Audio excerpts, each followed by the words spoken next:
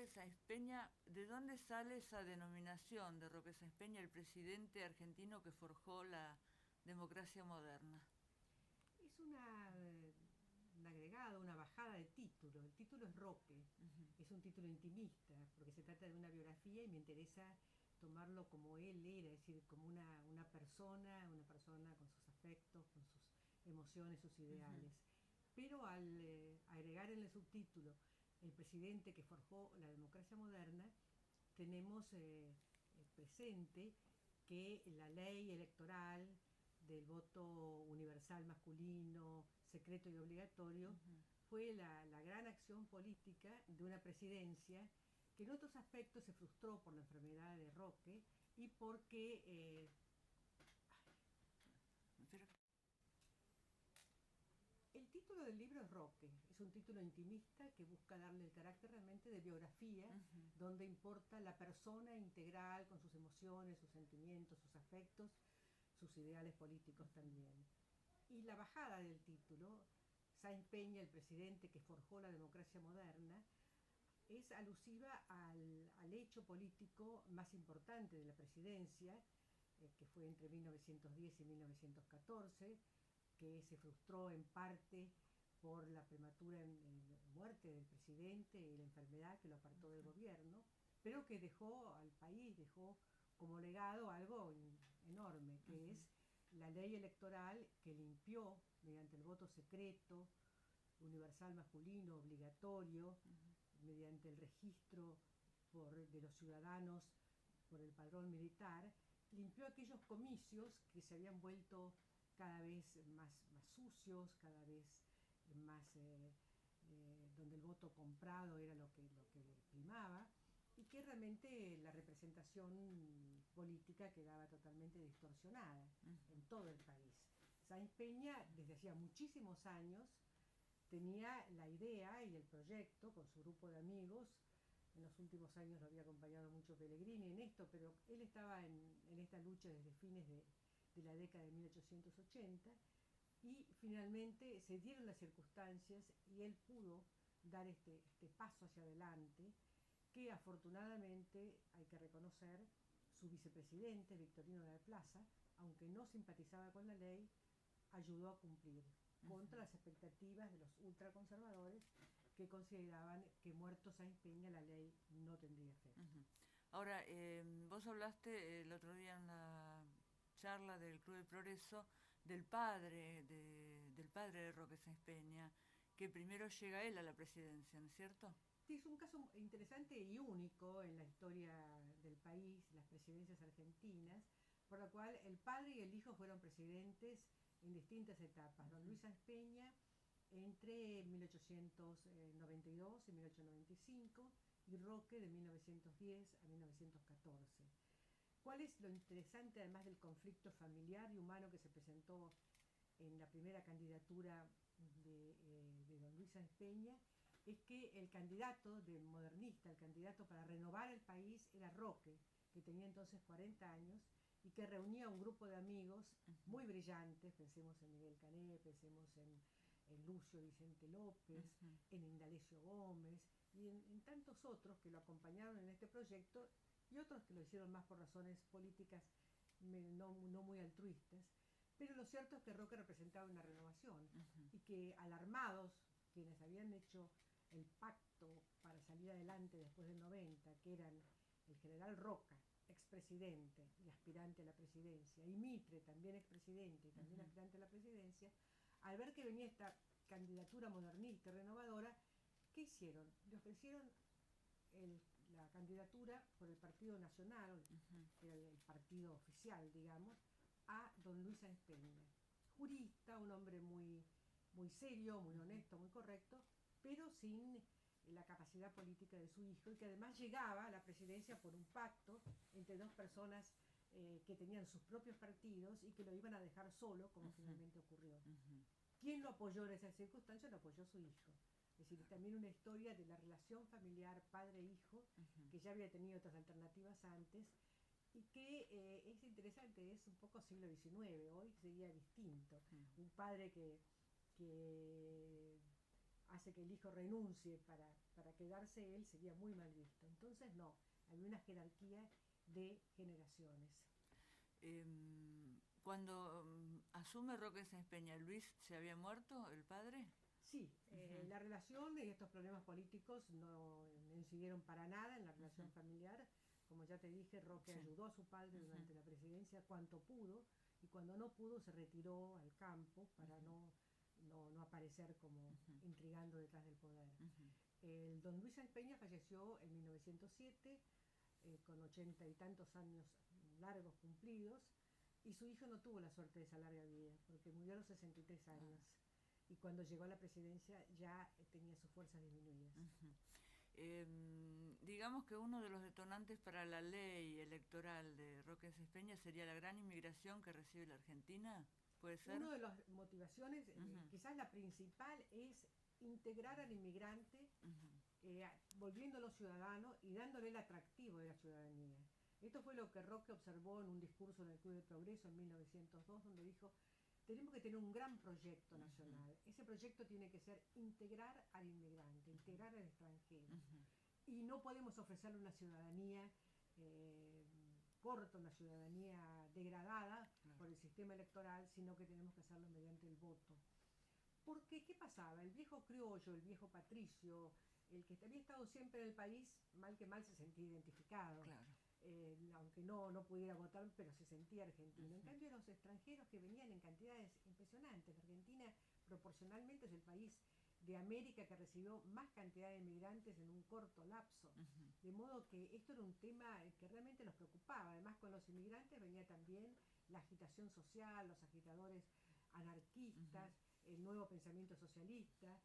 Y además estaba dentro del país una fuerza ya constituida, que era el radicalismo, que reclamaba con las armas en la mano que los comicios fueran libres.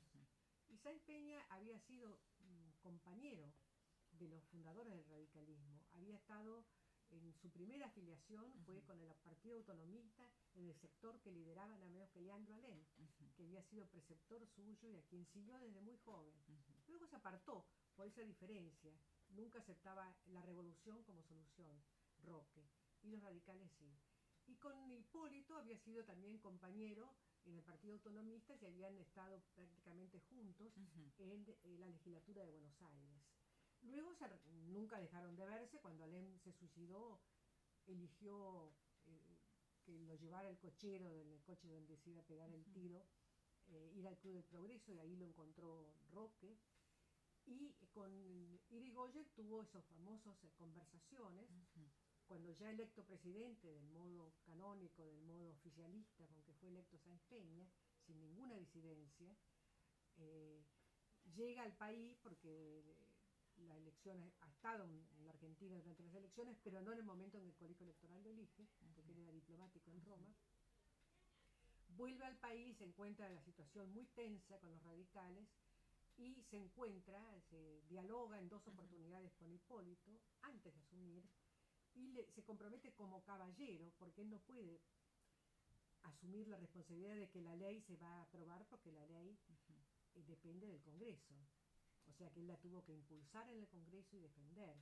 Pero sí le dijo a Hipólito que iba a hacer todo su compromiso de caballero para que esto fuera así. Y Irigoyen le creyó. El otro día volvemos a la charla que diste en el Club del Progreso, el tema de la inmigración que se estaba viviendo en la Argentina al recibir tanta cantidad de inmigrantes. ¿Podría compararse a lo que ocurre ahora en Europa, que tiene tantos problemas con la inmigración? Yo creo que lo que pasó en la Argentina fue mucho más feliz, se logró más, porque el inmigrante en la Argentina se incorporó el gran elemento allí fue la ley 1420 y la educación común y la educación patriótica también, es decir, de hacer una fuerte incidencia para que el recién venido pudiera educarse y sus hijos sentirse argentinos. Claro. Y la Argentina no era un país tan rígidamente constituido como las sociedades europeas.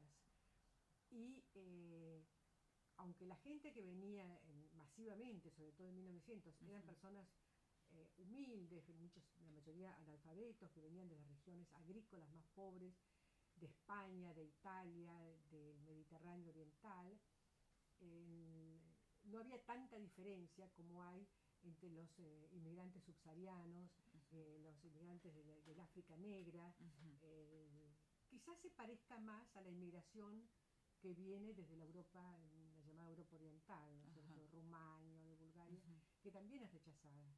Pero los países europeos tienen una forma de vida ya muy conservadora desde hace muchos años y les cuesta mucho admitir. Es decir, se les dan beneficios, pero no se los considera iguales. Y aquí, bueno, la situación fue más fácil. ¿Qué otra característica tuvo la presidencia de Roque Sáenz Peña? Bueno, precisamente el tema de la ley electoral era un aspecto. Otro aspecto muy importante era darle una respuesta a la cuestión social.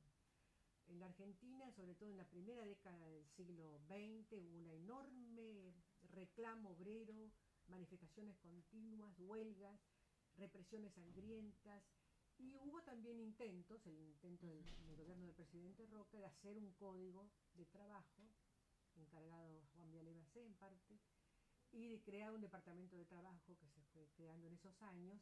Es decir, había un intento, pero había todavía un enorme rechazo de la clase dirigente a la protesta social. La actitud de Sáenz Peña ya es muestra una actitud más madura, que también es la de muchos de su grupo social, que es la de admitir la huelga como un hecho, como un derecho, tratar de encauzarla y que el gobierno tome una parte activa. Y quien va a representarlo a Roque en todo esto es un ministro del Interior, una figura realmente notable, muy poco reconocida, que es la del salteño Indalecio Gómez, del grupo católico, de un grupo católico con preocupación social, de acuerdo a las nuevas encíclicas de León XIII, la Rerum Novarum, y que colabora, y cuando empiezan las primeras huelgas portuarias, que entonces eran huelgas gravísimas porque afectaban las exportaciones del país, el ministro del Interior toma un rol activo, media en el conflicto, no hay ningún episodio de violencia, y luego el siguiente paso que piensa dar Sáenz Peña, también acompañado por otro destacado ministro salteño que era Ibarguren, es empezar a dar una legislación social, apoyando sobre todo las mutuales, que existían en forma privada y que representaban una defensa, una protección de la familia obrera, del trabajador en general, del seguro de vida, del seguro no trabajo. Y esto es la última ley, el último proyecto de ley que firma antes de pedir licencia definitiva en el año 1913. Lamentablemente esta ley, al no tener este proyecto, al no tener el apoyo presidencial y el seguimiento, que sí lo tuvo la ley electoral, queda en un cajón, ¿no es cierto? Ahí nomás olvidado. Bueno, no sé si querés agregar algo más sobre Sí, el yo personaje. creo que la figura de Sáenz Peña es muy completa y además a todos nos interesan también las vidas románticas. Y Roque era un romántico y él mismo decía que su proyecto electoral era el de un romántico. Pero también su primera etapa de vida, cuando por un amor desgraciado, por un amor prohibido, decide cambiar el escenario de su vida y se va a luchar en una guerra justa, hoy que tanto también se habla de guerra justa y de guerra de conquista, en donde el Perú estaba siendo atacado por Chile, Perú y Bolivia por Chile, en busca de territorios ricos en salitre, y Roque Sáenz Peña tiene la guapesa de presentarse como voluntario en Lima, de pedir un puesto de honor, y aunque le ofrecen un puesto cómodo, ir a luchar en el peor lugar, que fue en el desierto de Tarapacá y sobre todo en el Morro de Arica, hecho de armas glorioso desde el punto de vista de la defensa que hicieron los peruanos y Roque con ellos, y dramático porque se perdió esa plaza y la matanza fue terrible en los prisioneros. Y Roque fue allí, aprendió lo que era la guerra, aprendió también lo que era América y se convirtió desde entonces en un convencido americanista. Bueno, interesante el personaje, tiene mucho para leer. Además, no podemos olvidar que Roque es el del discurso de Washington, donde dice América, sea la América para la humanidad, y se opone a la idea de los Estados Unidos de tutelar el continente. Él se opone. Se opone firmemente, y se opone también Quintana, que está con él, y se opone al gobierno argentino. Es decir, él representa una voz argentina, pero le da cuerpo, le da ideas, le da peso a las ideas. Es bueno, muy interesante y vale la pena, ¿no?, leerlo. Esperemos, espero que sí, porque presenta muchos otros aspectos, y la vida privada, las cartas de la época, la amistad, la amistad, la familia, las relaciones con su mujer y su hija, con los amigos, la amistad entrañable con este grupo de amigos que también la acompañó en su proyecto político. Bueno, muchas gracias. Gracias a vos.